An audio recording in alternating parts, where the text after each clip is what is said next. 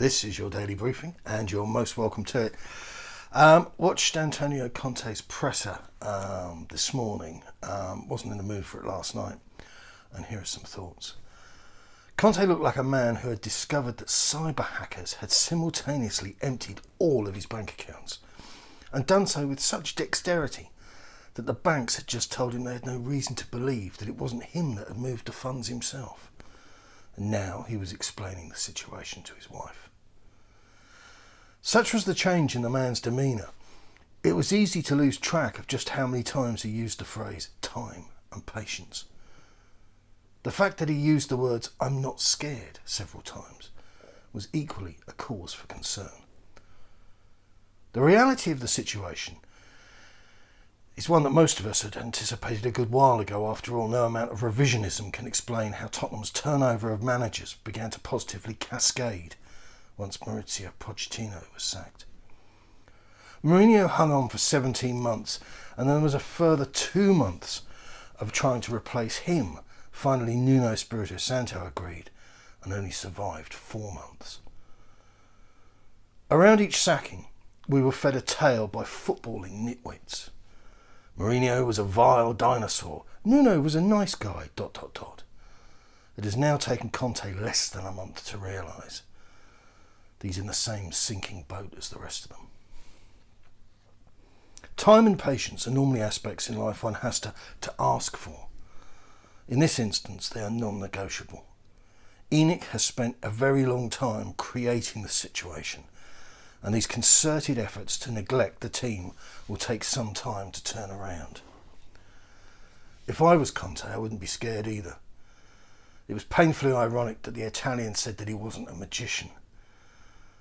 For many seasons, Spurs fans sang "He's magic, you know," of Pochettino, who, despite facing diminishing returns of the club's transfer activity head on, you remember those 500 days, managed to secure Champions League football and reach a Champions League final. These close but no cigar moments were now many, many years ago. And they say a week is a long time in politics. A season is a hell of a long time in football. You can lose your job with 4 or 5 games. The turnover of players has been bitterly insufficient.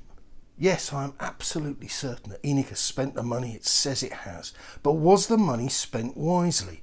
Were the players which we acquired relevant and insightful purchases that provided immediate strength and depth to the squad?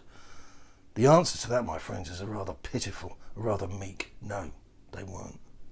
Sure, I am certain there are clubs further down the footballing ladder who'd be grateful of Dele Alli, be grateful of Doherty or Bergwijn. There are far too many players there that Daniel Levy is not going to get anywhere near the number that he has in his head.